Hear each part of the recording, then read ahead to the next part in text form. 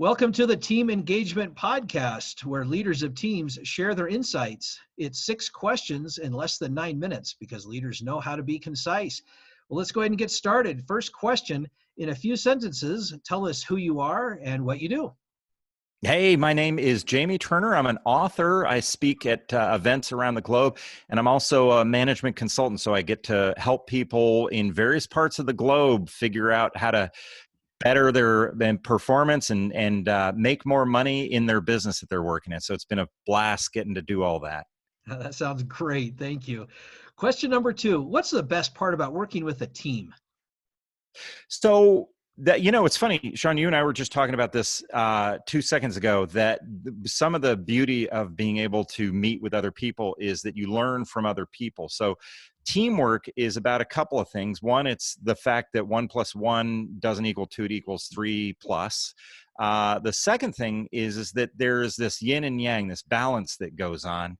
And studies have shown, interestingly enough, that when people have different approaches to things and they come together, the power but behind that sort of tension that's there, that yeah, but we could look at it this way, all those things that happen in a team environment magnifies everything that you do. So as an example, if you find yourself in a team situation where you're working with somebody and they can finish your sentences and all that sort of stuff, it sounds good and it's certainly satisfying.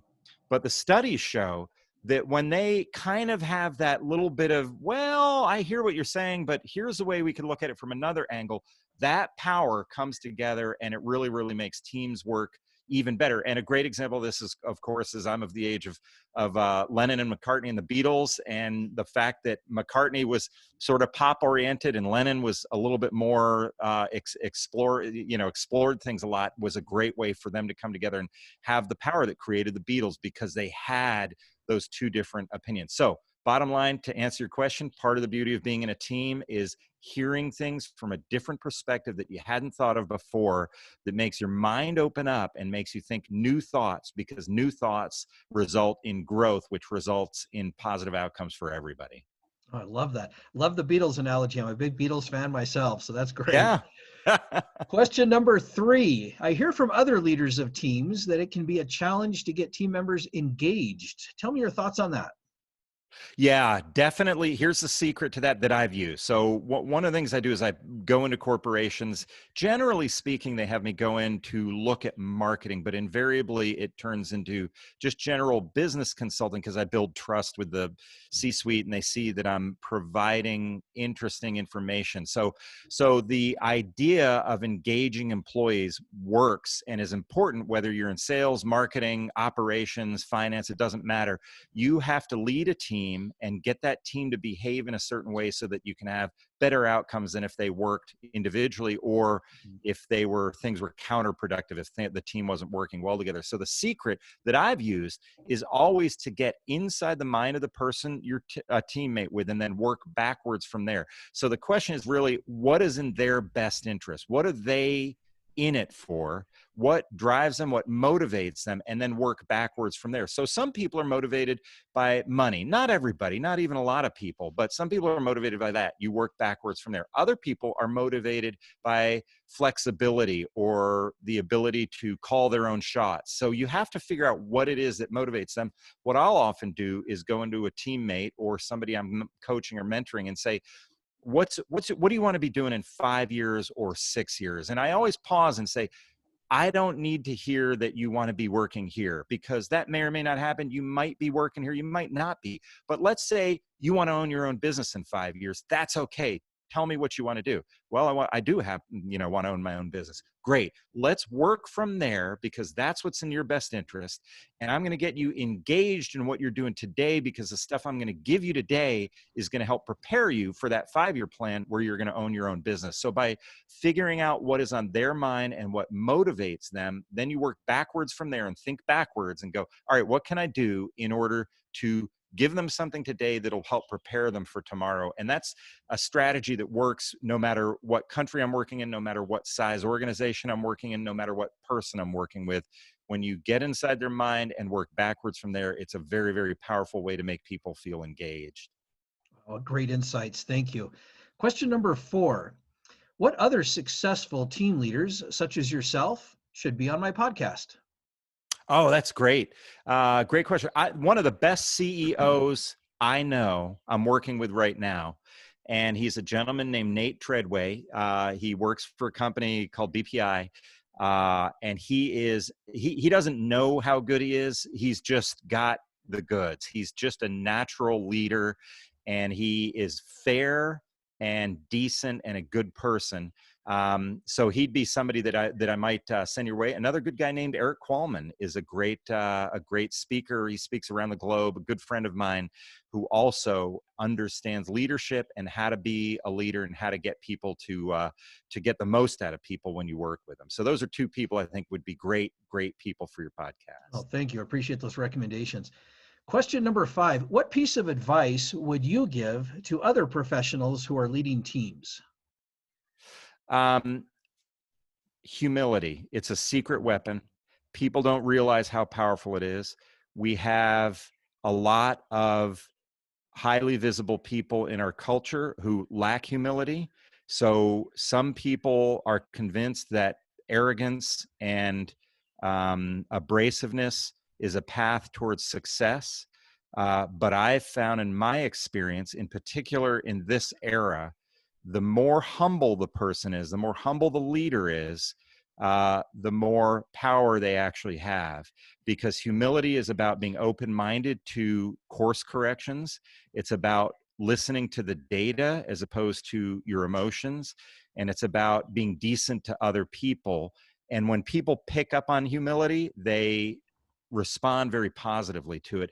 And my experience on this, it's kind of interesting. I had worked in with large corporations, Coca-Cola, all the big ones you've ever heard of, and Fortune 500 brands. And so I was used to the early part of my career. I was used to bravado and self-promotion, all that. And I started working for two people, one named Maribeth, the other named Brent, and they were two of the most humble people. They were always the smartest people in the room, but you would never know it. And in fact, they owned the company. But when we would have meetings, they would not sit at the head of the table, which is traditionally where the CEO sits. They'd always sit on the side. And then there was one moment where I remember thinking, this is what makes this humility so powerful. Brent came into a meeting. He had 10 of the top people in the company there, and he sat down and he said, folks, I called this meeting. I told you I was going to be prepared with a lot of things that we were going to talk about. I'm not prepared. And I wanted to apologize for that. I'm going to do the best I can do, but I promise you the next time we meet, I'll be prepared. And I thought that was so brilliant because it said nobody's perfect, including me. And he owned it. And it was just his ability to go out and say, hey guys, I'm sorry I screwed up. Let's move on and let's do the best we can. That was a perfect example of humility taking the front seat and really creating a powerful moment where everybody leaned in and said, you know what, here's somebody I can respect. I'm going to listen to what this guy says. So it was really powerful. Wow, what a great story. Thank you for sharing that. Well, sixth and final question. Tell us about your first job. Yeah, wow, it's really interesting. We're talking about humility. My very first boss, my first two bosses were very great bosses. I'm still in touch with them today. Um, the next boss, who will go nameless, was the antithesis of the humility that we were just talking about. He was arrogant. He tried to get me to lie to clients. He was all about everything that was wrong in business. And I remember sitting there going, wait a minute, I grew up in a household where my father was in business. He was a successful businessman. He came home every day. And there were two things I remember. A, he was immensely honest. And B, he really loved what he did. And this guy I was working for was like the opposite of that. And I was like, this is not the way I was raised. And so that actual job drove me out of that city. And I said, you know what, I'm leaving the city. Not that I had to leave the city, but I was like, all right, well, I don't like who I'm working for.